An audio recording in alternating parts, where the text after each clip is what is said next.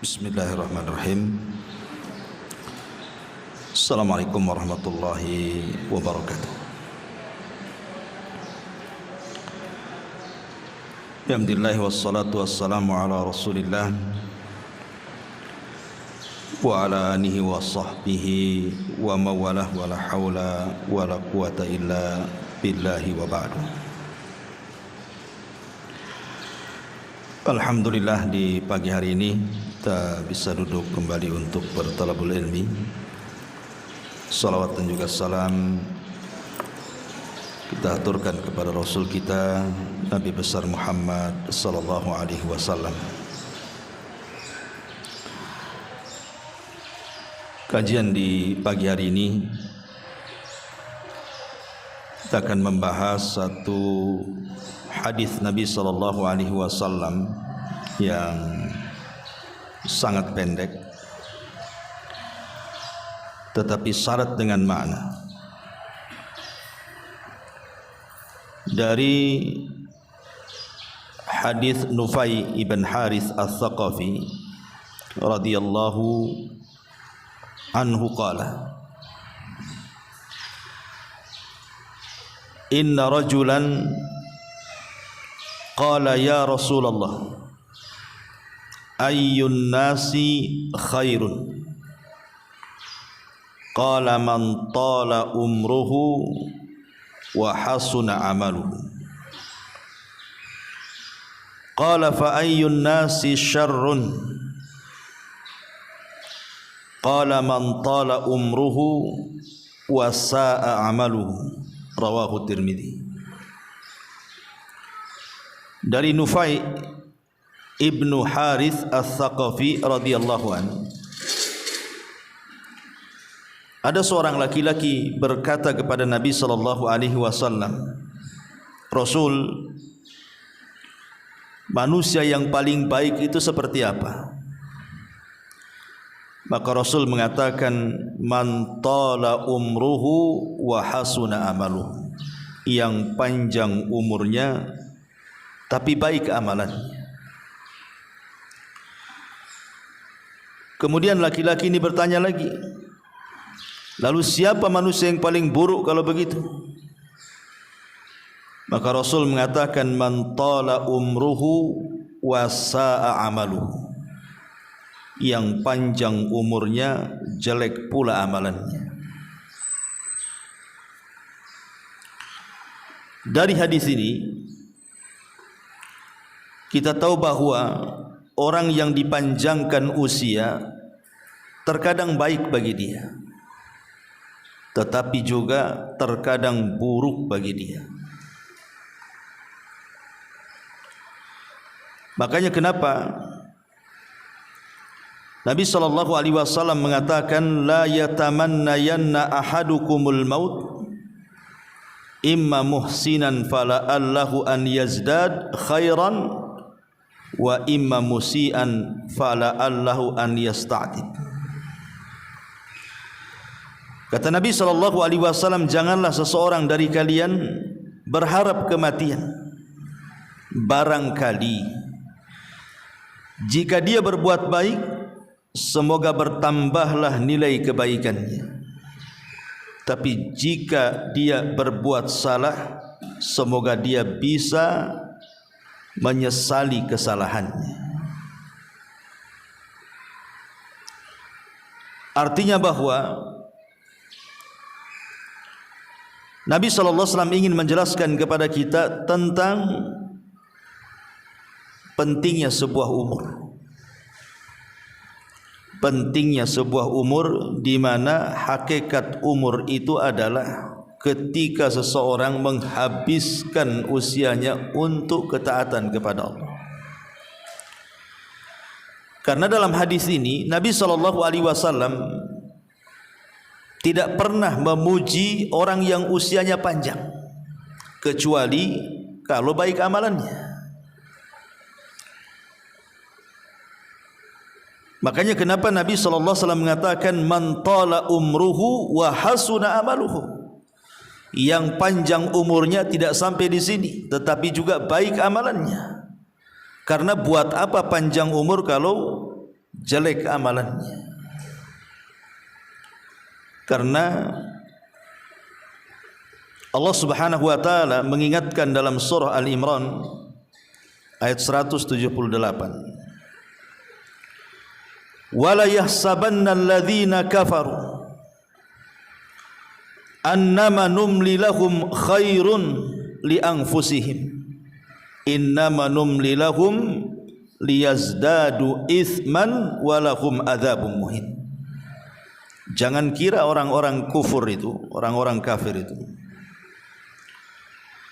kami panjangkan usia mereka, kami biarkan mereka panjang usianya, senang hidupnya, khairun li anfusihim, itu kebaikan untuk mereka. Bukan, innama numli lahum, sengaja kami biarkan mereka panjang umur itu, liyazdadu ithman, untuk nambah dosa, dan bagi mereka adab yang sangat menghinakan.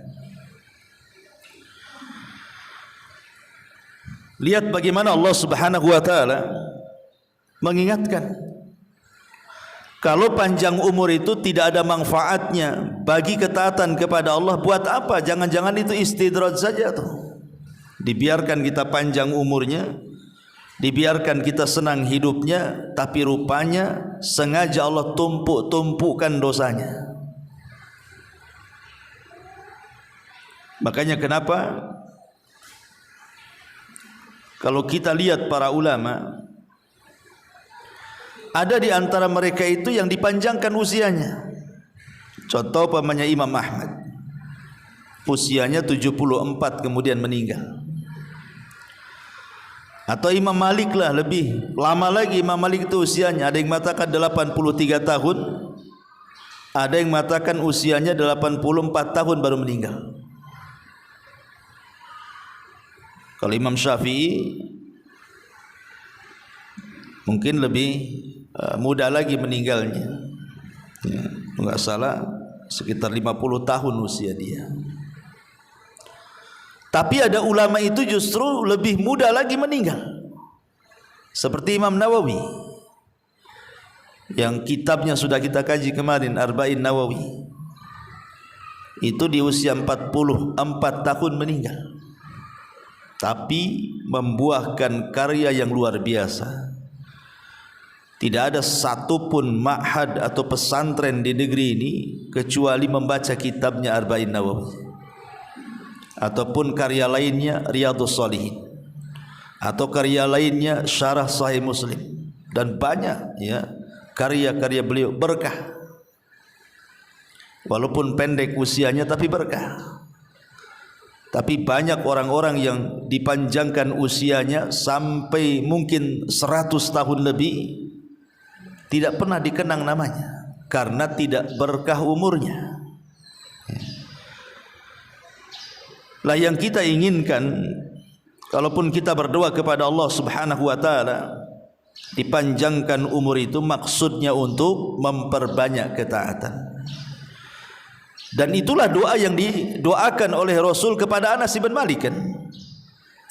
Ketika ibunya membawa Anas bin Malik, usianya Anas ketika itu 10 tahun, datang kepada Rasul dan mengatakan, ya Rasulullah, wahai Rasul, ini Anas putraku, jadikan dia pembantumu dan doakan dia juga. Apa doa Nabi? Allahumma aktsir malahu wa waladahu wa barik lahu fima a'taitahu. Ya Allah, perbanyak hartanya, perbanyak anaknya, dan berkahilah apa yang akan kau berikan kepadanya. Jadi Nabi SAW tetap mendoakan Anas itu untuk diperbanyak hartanya, dipanjangkan umurnya, diperbanyak keturunannya, dan tidak lupa kata Rasul wabarik, dan berkahi juga. Karena kalau umur diberkahi itu, alhamdulillah, itulah sebaik-baik manusia. Makanya kata Anas bin Malik radhiyallahu anhu setelah lama begitu yang meninggalnya Rasul, kata Anas bin Malik radhiyallahu mengatakan, fa wallahi inna mali lakatsir wa inna waladi wa walada walidi la yata'adduna ala nahwil mi'atil yawm. Sesungguhnya hartaku banyak, anak dan anak dari anak-anakku alias cucuku mencapai 100 orang. Artinya doa Nabi SAW terkabulkan dan berkah. Semua anak-anak Anas ibn Malik dan juga anak-anak daripada anak-anaknya Anas ibn Malik sebagian besar menjadi para ulama. Ya. Tapi jangan pula kemudian panjang umur itu menjadi kesialan. Karena di zaman sahabat Sa'ad ibn Abi Waqqas itu kan dikenal, Bu, seorang yang mustajab doa. Sa'ad bin Abi Waqqas itu kalau berdoa itu diijabah tuh Sa'ad itu, karena memang dia yang meminta kepada Nabi SAW. Jadi di masa kekhilafahan Amirul Mukminin Umar bin Khattab radhiyallahu anhu, jadi Sa'ad itu kan ditugaskan oleh Umar bin Khattab radhiyallahu anhu untuk menjadi gubernur di Kufah. Masalahnya ada orang-orang yang tidak suka dengan Sa'ad bin Abi Waqqas ini. Akhirnya membuat riak-riak fitnah. Difitnah dia. Katanya Sa'ad ini solatnya nggak beres. Katanya Sa'ad ini nggak serius dalam memimpin penduduk Kufah. Macam-macam lah fitnah yang diberikan kepada Sa'ad. Akhirnya sampailah di telinga Umar bin Khattab. Dipanggil, dicopot dari jabatannya, kemudian diganti oleh Ammar bin Yasir. Kemudian Umar bin Khattab radhiyallahu an mulai menelisik kasusnya Sa'ad ini. Betul enggak penduduk Kufah ini omongannya? Rupanya tidak benar. Hanya 1-2 orang saja yang tidak suka kepada Sa'ad, itulah yang menjadi provokator yang memprovokasi penduduk Kufah. Dari situ geramlah Sa'ad, kemudian berdoa. Apa kata Sa'ad? Dia mengatakan, ya Allah, Allahumma in kana abduka hadza kadhiba qama riya'an wa sum'atan fa'atil umrahu wa atil faqrahu wa arridhu bil fitani. Ya Allah, kalau memang ucapan orang itu dusta terhadap diriku, aku tidak pernah melakukan mereka ucapkan, dan dia mengucapkan seperti itu karena ria dan sum'ah saja, panjangkan umurnya dan panjangkan juga kefakirannya, kemudian berikan sebanyak-banyaknya fitnah kepada dia. Itu doanya Sa'ad bin Abi Waqqas karena merasa pihak dizolimi masalahnya kan. Akhirnya berselang waktu panjang sekali. Rupanya orang yang didoakan Sa'ad itu betul-betul panjang umurnya. Panjang sekali umurnya. Dan dia menjadi orang yang sangat fakir. Tidak ada orang fakir di Kufah kecuali dia. Tidak punya rumah, tidak punya apa-apa. Dan dia pun menjadi peminta-minta di jalan. Kemudian banyak orang mencela dia. Tentu umur yang seperti ini tidak berkah, walaupun panjang umurnya kan. Karena panjang umur karena doa orang yang dizalimi masalahnya. Nggak berkah umur yang kayak gini nih. Dan kasusnya sama juga kepada Sa'id ibn Zaid, satu di antara 10 sahabat yang dijanjikan masuk surga. Jadi dia kes dengan seorang wanita namanya Arwa bintu Uwais. Arwa bintu Aus, ya, radhiyallahu an. Sa'id ibn Zaid ini ibn Amr ibn Nufail ini bermasalah dengan seorang wanita jahat namanya Arwa bintu Uwais kalau nggak salah. Jadi Sa'id ibn Zaid ini kan punya kebun, kebunnya luas. Kemudian banyak pula di situ pokok-pokok kurma. Dan di situ ada sumur. Kita lihat di zaman itu air sangat mahal kan gitu ya. Tiba-tiba kemudian si wanita jahat ini mengklaim bahwa itu tanah-tanah dia, itu sumur-sumur dia, itu pula pokok kurma dia. Bersumpah-sumpah. Akhirnya kemudian kasusnya sampai kepada Marwan ibn Hakam yang ketika itu menjadi berkuasa di situ. Kemudian Marwan pun memanggil Sa'id ibn Zaidin, betul enggak itu tanah milik orang kau ambil? Karena wanita itu mengklaim itu tanahnya, sumurnya, kemudian pokok kurmanya. Jadi Sa'id ibn Zaid ini sambil menangis dengan mengatakan, mungkinkah aku mengambil lahan orang?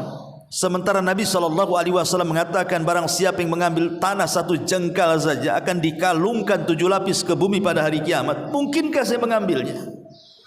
Sambil menangis tuh, ya. Sa'id ibn Zaid, mustahil aku mengambil tanah orang, katanya. Kemudian dia mengatakan, tetapi sudahlah. Kalau dia mengaku itu tanahnya, kuberikan tanahku kepadanya. Kuberikan kurma itu kepadanya dan kuberikan sak sumur-sumurnya. Kemudian dia berdoa kepada Allah, Allahumma in kana kadzibatan. Allahumma in kanat kadzibatan. Ya Allah, kalau wanita yang mengaku-ngaku itu pendusta. Lihat doanya.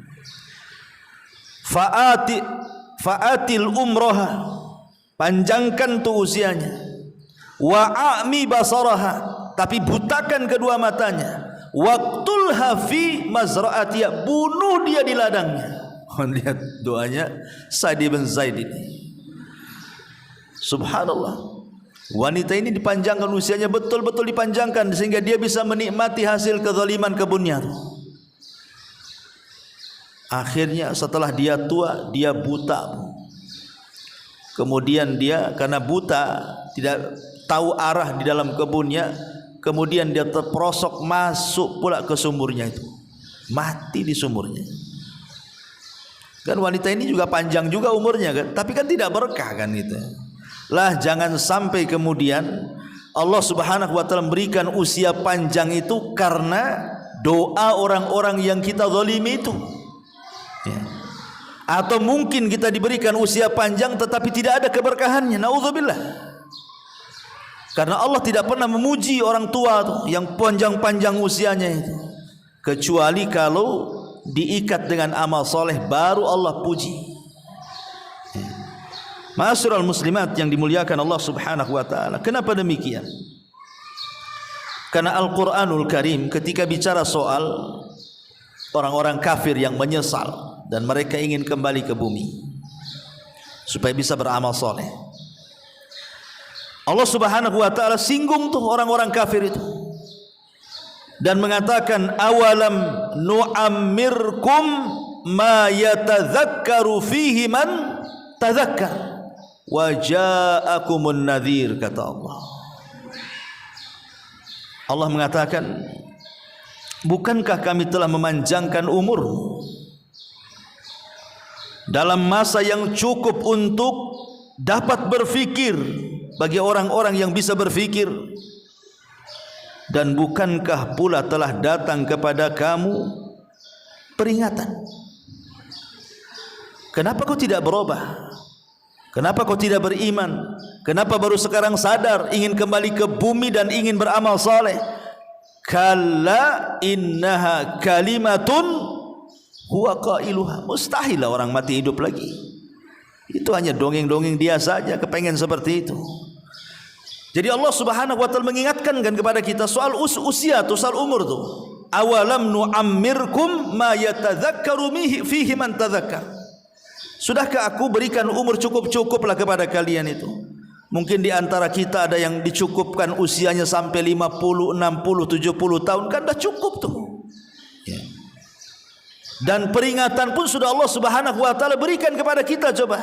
Mulai daripada rambut putih itu kan peringatan tuh. Oh, dengan rambut uban itu tandanya kita sudah menua dan sudah mendekati ajal. Kemudian dengan banyaknya penyakit yang Allah berikan kepada kita, yang dulu ketika di masa muda jaranglah penyakit-penyakit itu muncul, sekarang muncul pula sudah tua. Itu juga peringatan bahwa kita sudah dekat kan itu ya. Belum lagi mungkin sekarang ibu mendengarkan ceramah-ceramah, ya, ngaji setiap minggu entah berapa kali, atau mungkin di YouTube, di radio, di televisi, baca makalah, mungkin dinasihati temannya. Kurang apa itu peringatan yang Allah kirim kepada kita itu? Awalam nu'ammirkum, bukankah aku sudah kasih umur? Kenapa kau tidak mengambil pelajaran dari peringatan itu? Maksudnya gitu. Atau mungkin melihat teman-teman yang sudah meninggal duluan daripada kita, kita pula yang mandikan, kita pula yang kafankan, kita pula yang kuburkan, tidak juga diambil peringatannya. Hadis ini Allah Subhanahu wa taala ingin ingatkan kita bahwa di balik usia itu ada peringatan di situ. Ma'asyiral muslimat yang dimuliakan Allah Subhanahu wa taala. Makanya kenapa Nabi SAW sampai mengatakan, laisa ahadun afdal indallahi min mu'minin yu'ammaru fil Islam litasbihihi wa takbirihi wa tahlilihi. Kata Rasul, tidak ada seseorang yang lebih afdal di hadapan Allah. Tidak ada satupun manusia yang lebih afdal di sisi Allah Subhanahu wa taala kecuali seorang mukmin yang dipanjangkan umurnya, tetapi ia gunakan untuk tasbih, untuk tahmid, untuk takbir, untuk tahlil, alias mengingat Allah Subhanahu wa taala. Baru tuh kalau seandainya usianya dipanjangkan dalam rangka mengingat Allah, itulah sebaik-baik manusia di sisi Allah Subhanahu wa taala. Masalahnya, Bu, terkadang Nabi SAW kan sudah mengatakan dalam hadisnya, al-mu'minul qawi khairun wa ahabbu ilallah minal mu'minidh dhaif. Mukmin yang kuat itu lebih baik dan lebih dicintai Allah dibandingkan mukmin yang lemah. Wa fi kullin khairun. Kemudian kata Nabi SAW, namun keduanya tetap memiliki kebaikan. Baik mukmin yang kuat ataupun mukmin yang lemah, dua-duanya memiliki kebaikan. Walaupun Allah lebih mencintai mukmin yang kuat dibandingkan mukmin yang lemah, tapi dua-duanya ada sisi baiknya. Kemudian Nabi SAW mengatakan, ihris ala ma yanfa'uk, ihris ala ma yanfa'uka wasta'im billahi wala ta'jaz, wa in asabaka syai'un fala taqul law anni fa'altu kana kadza wa kadza walakin qul qaddarallah wa ma syaa fa'al. Kata Nabi SAW, bersemangatlah atas hal-hal yang bermanfaat bagimu. Maknanya apa? Kita disuruh meraih sesuatu yang bermanfaat bagi kehidupan kita. Karena ada manusia itu yang di depannya alat-alat itu bisa dimanfaatkan sebenarnya untuk akhiratnya, tapi dia tidak mau ngambil manfaat, itu masalahnya. Contoh yang sederhana saja, handphone lah. Handphone ini sebenarnya barang yang sangat bermanfaat sebenarnya untuk akhirat kita tuh. Karena di handphone itu ada Al-Quran, di handphone itu ada hadis-hadis Nabi. Sekarang ini kan ada ceramah-ceramah, ada wejangan-wejangan, ada artikel-artikel agama. Seolah-olah disingkat yang dulu ibu itu, ya, kalau ingin membaca sebuah artikel atau ingin mengetahui sesuatu harus beli buku dulu tuh. Zaman dulu kan harus beli buku, Bu. Saya aja dulu waktu masih di pesantren itu kepengen buku ini, Bu, harus beli, ngumpulin duit, beli kitab. Dan harganya itu, kitab itu mahal di zaman dulu tuh. Alhamdulillah, Allah mudahkan, kitabnya sudah di handphone sekarang.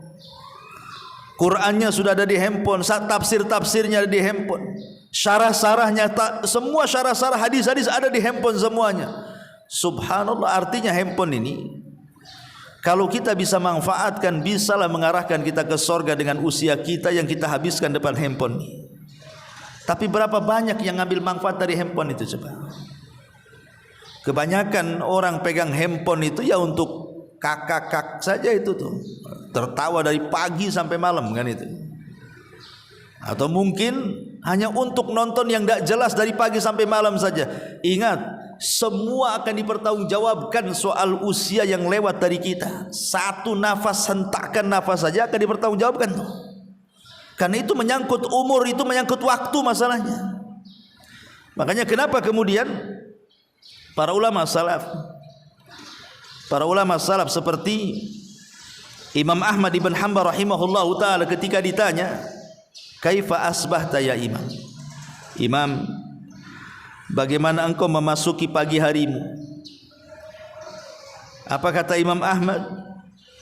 Qala, dia mengatakan, fi umrun yanqus wa dhunubun tazid, katanya.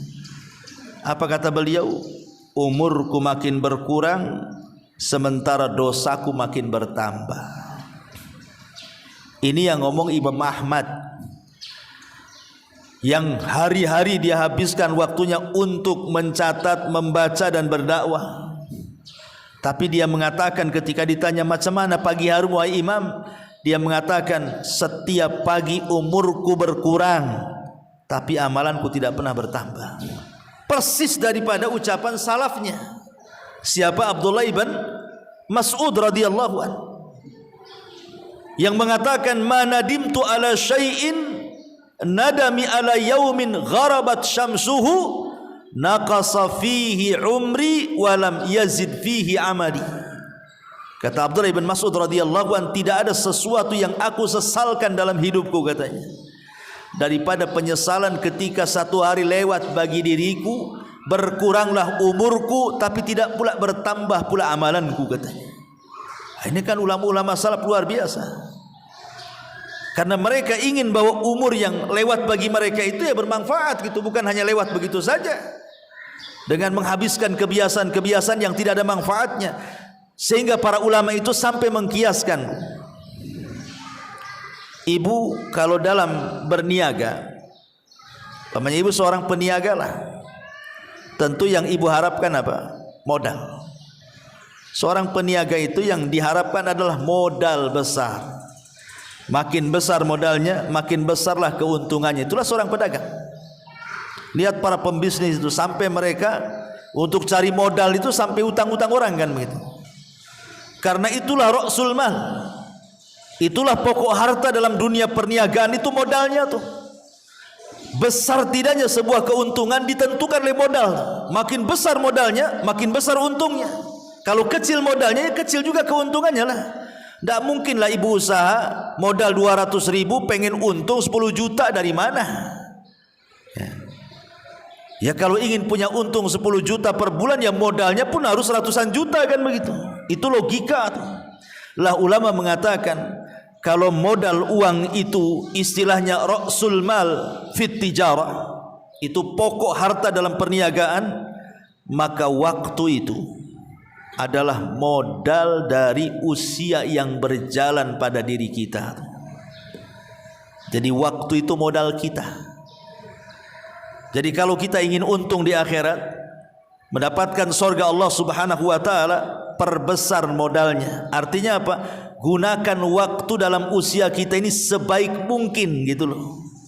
Makin banyak kita gunakan waktu ini untuk beribadah kepada Allah Azza wa Jal, berarti makin besar keuntungan kita di akhirat tuh. Tapi makin sedikit waktu yang kita gunakan untuk beribadah, ya jangan harap ingin mendapatkan keuntungan besar di akhirat.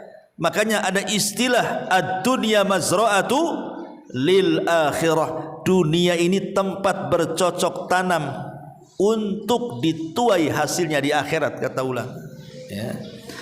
Ma'asyiral muslimat yang dimuliakan Allah Subhanahu wa taala. Maka kalau kita sudah tahu betapa pentingnya umur itu, maka orang yang cerdas, kata Rasul, al-kayyisu man dana nafsah wa amila lima ba'dal maut. Orang yang cerdas itu orang yang introspeksinya terus, ya, setiap hari. Kalau bisa hari ini lebih baik daripada hari kemarin, besok harus lebih baik daripada hari ini, lusa lebih baik daripada besok, dan begitu seterusnya. Persis seperti perkataan Imam Ghazali, man kana yaumuhu khairan min amsihi, barang siapa yang hari ini lebih baik dibandingkan kemarin, fahuwa rabih, maka dia beruntung. Wa man kana yaumuhu, kata Imam Ghazali, mithla amsihi fahuwa khasir, Siapa yang hari ini sama aja dengan hari kemarin, kok nggak ada bedanya, maka rugilah dia. Wa man kana yaumuhu syarran min amsihi fahuwa halik. Tapi kalau hari ini lebih buruk dari hari kemarin, binasalah dia. Itulah orang cerdas, orang yang introspeksi itu. Bagaimana hari ini harus lebih baik daripada hari kemarin.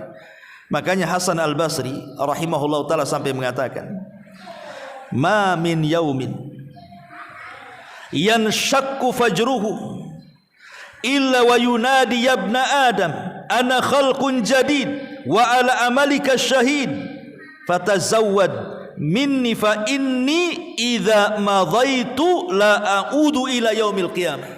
Apa kata Hasan Al-Basri? Tidak ada satu hari yang fajar terbit pada hari itu kecuali dia akan berseru, wahai anak Adam. Siapa yang berseru? Maksudnya pagi-pagi itu, si pagi itu akan berseru, wahai anak Adam, sesungguhnya aku adalah makhluk baru terbit, ya. Aku akan menjadi saksi terhadap amalan-amalanmu hari ini. Maka berbekalah dariku, karena sesungguhnya apabila aku telah berlalu, aku tidak akan pernah kembali sampai kiamat. Seolah-olah Hasan Al-Basri ingin mengatakan, kalau seandainya matahari terbit di pagi hari itu bisa bicara gitu maksudnya, maka matahari itu akan ngomong sama kita seperti itu dan mengatakan, saya ini makhluk yang baru terbit hari ini, sesungguhnya aku akan jadi saksi untuk amalan-amalan kalian di hari ini. Maka berbekalah dariku, karena kalau aku berlalu tidak akan pernah kembali sampai hari kiamat. Makanya ada istilah, kemarin sesuatu yang mustahil untuk diulang, besok sesuatu yang mustahil untuk kita dapat karena belum terjadi. Yang memungkinkan hari ini yang berjalan, yang mungkin kita bisa manfaatkan. Itulah salah satu perkataan Hasan Al-Basri rahimahullahu ta'ala. Ma'asyiral muslimat yang dimuliakan Allah subhanahu wa ta'ala, manusia ini pasti akan dapat ujian. Manusia pasti akan diuji. Tidak mungkin tidak. Kita ini akan diuji. Entah diuji dengan kesehatan sehingga kita lama terbaring sakit, entah diuji dengan ekonomi sehingga kita stres setiap hari mikir cari duit, entah diuji dari pasangan lah gitu. Ibu asik mikir suaminya saja pengen bayi, sibuk diuji dengan anak-anaknya, rutinitasnya sibuk dengan anak-anaknya saja. Pertanyaannya, apakah sepanjang waktu ibu harus disibukkan dengan perkara-perkara seperti itu sampai tua gitu, kemudian mati? Lalu apa hasilnya? Memang manusia akan diuji gitu maksudnya ya, tapi bukan berarti kemudian ujian itu menyibukkan kita terus menghadapi sampai waktu berjalan lalu, akhirnya kemudian mati hanya memikirkan apa yang Allah ujikan kepada kita. Kalau bisa ya gitu ya, kalau bisa ya, ujian memang ujian. Adalah hari-hari mungkin yang buat kita stres, buat kita bingung kan, tetapi bukan berarti kita tidak bisa beribadah kepada Allah. Sakit-sakit iya sakit, tapi kalau bisa lisan tetap berzikir. Boleh jadi mungkin ibu stres kadang-kadang dengan suami, dengan anak-anak, tetapi luangkan waktu juga untuk beribadah kepada Allah Azza wa Jalla. Sebab disitulah kadang-kadang manusia diuji itu. Kalau sudah sakit udah lupa ibadah kan begitu. Kalau sudah miskin gitu ya, sudah susah cari uang, jangankan cerita hadir di majelis taklim, ke masjid sholat pun tidak. Nah, ini kan masalah ya. Atau diuji dengan kekayaan, makin lupa diri pula dia. Nah, jangan sampai kemudian waktu berlalu akhirnya tidak ada pula lah yang bisa kita manfaatkan dalam hidup kita dengan ibadah dan memperbanyak pahala di hadapan Allah karena sibuk tadi menghadapi ujian tadi. Karena begini ya, ada sebuah syair yang mengatakan, tazawwad minat taqwa fa innaka la tadri idza janna al-lailu hal ta'ishu ilal fajri wa kam min sahihin mata min ghairi illatin wa kam min alilin ashahinan minad dahri fa kam min fatan amsa wa asbaha dhahikan wa qad nusijat akfanuha wa huwa la yadri wa kam min sigharin yurtaja tula umrihi wa qad udkhilat ajsamuhum zulmatal qabri. Seorang penyair mengatakan, ada mengatakan di perkataan Imam Syafi'i rahimahullahu taala, berbekalah ketakwaan, karena sesungguhnya engkau tidak tahu jika malam telah tiba, apakah engkau masih bisa hidup hingga di pagi hari. Kita tidak tahu kalau sudah tidur, Bu, apa yang bisa bangun lagi? Tidak ada yang tahu. Betapa banyak orang-orang yang sehat kemudian meninggal tanpa didahului sakit, dan betapa banyak orang-orang sakit yang masih bisa hidup beberapa tahun lamanya. Berapa banyak pemuda yang tertawa di pagi hari dan petang harinya, padahal kain kafan mereka sedang ditenun dalam keadaan mereka tidak sadar. Berapa banyak anak-anak yang diharapkan panjang umurnya, padahal tubuh mereka telah dimasukkan ke dalam gelap gulitannya kuburan. Dari sini kita tahu bahwa, karena kan kita tidak tahu nih kematian di kapan, dan usia ini terus berjalan kan gitu ya. Maka orang yang cerdas itu kan harus mempersiapkan bekal sebelum kematian. Man dana nafsa wa amila lima ba'dal maut, kan itu. Makanya kenapa kemudian Nabi SAW ingin katakan sebaik-baik manusia man tala umruhu wa hasuna amaluhu. Orang yang panjang umurnya tetapi baik pula lah dia amalannya. Ma'asyiral muslimat yang dimuliakan Allah Subhanahu wa taala. Di dalam sebuah hadis atau di dalam Al-Qur'anul Karim, Allah juga mengingatkan dalam surah Al-Munafiqun ayat 9.